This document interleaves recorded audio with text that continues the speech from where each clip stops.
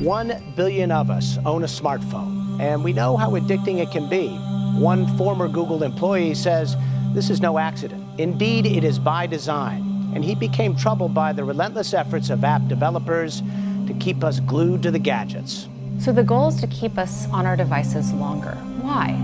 For any company whose business model is advertising or engagement-based advertising, meaning they care about the amount of time someone spends on the product, they make more money the more time people spend. So the game becomes, how can I throw different persuasive techniques to get people to stay, to spend as long as possible, and to come back tomorrow? If the thought process that went into building these applications, Facebook being the first of them to really understand it, that thought process was all about how do we consume as much of your time and conscious attention as possible. And that means that we need to sort of give you a little dopamine hit every once in a while because someone liked or commented on a photo or a post or whatever. And that's going to get you to contribute more content, and that's going to get you, more likes and comments. I mean, it's a social validation feedback loop that it's like it's exactly the kind of thing that a hacker like myself would come up with, because you're exploiting a vulnerability in human psychology. And I think that the inventors, creators, and it's me, it's Mark, it's the Kevin Systrom at Instagram, it's all of these people, understood this consciously, and we did it anyway.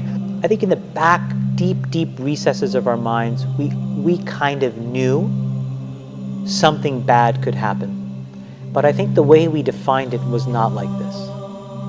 It literally is a point now where I think we have created tools that are ripping apart the social fabric of how society works. That is truly where we are. And I would encourage all of you, as the future leaders of the world, to really internalize how important this is. If you feed the beast, that beast will destroy you.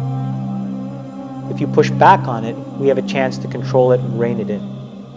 And it is a point in time where people need to hard break from some of these tools and the things that you rely on. The short-term dopamine-driven feedback loops that we have created are destroying how society works.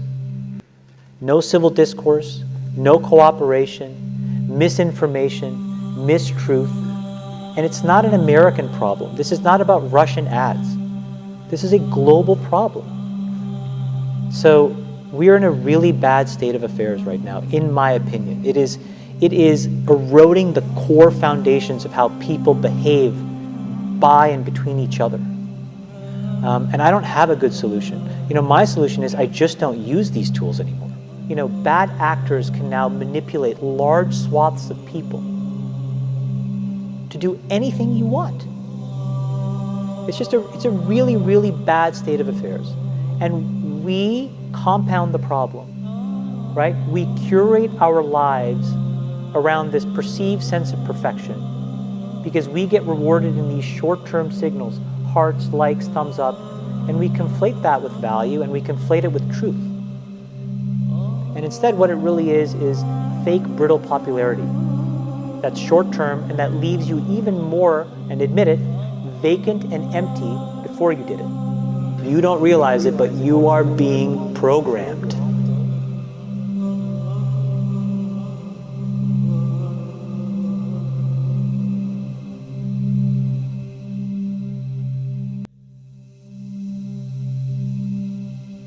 To control someone through social networks doesn't necessarily mean that you have his videos or pictures. Rather, you can also put some programs on those social medias to change his behavior, to destroy his morals and beliefs, and to take him away from the real values of his life. This is what they are doing with you. They make your mind busy with these things so that you don't have any time for other important issues.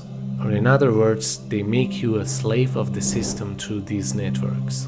And through those specific tools, Shaitan steals your time because there's almost an infinite scrolling tab which traps you and sucks your lifetime. In fact, you're sitting alone, busy with those networks, and think that you're connected with the entire world. That's how they divided the community and ruled the societies. The Prophet ﷺ says in the hadith, لَن تَزُولَ قَدَمَ عَبْدٍ يَوْمَ الْقِيَامَةِ حَتَّى يُسْأَلَ عَنْ أَرْبَعٍ. The feet of the son of Adam will not move, will not go away to anywhere until the person, he or she, are questioned about 4 things. عن عمره فيما أفناه. About his or her life, how they spent it. As many of these people who become so addicted to social media and become like, oh, I have 5,000 followers.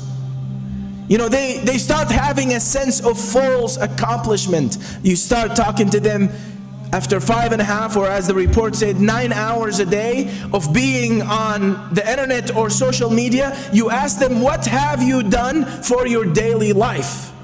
What positive thing did you do for your family, for your children, for your parents, for your neighbor, for the ummah in general? And they have a sense of, you know, I posted something on Facebook and I got 200 likes. And they walk around like they have done some real serious accomplishment. The concept amazes me, man. And our lives have become so attached to it that it brings unnecessary stress and unnecessary sadness. Why? Because you're so caught up with how other people are living their lives that the only thing you can see in your life is what's missing. And you stop seeing what you have.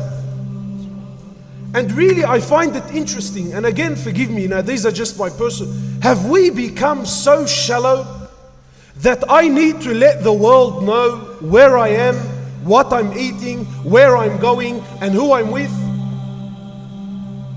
And have you become so shallow that you need to follow people now?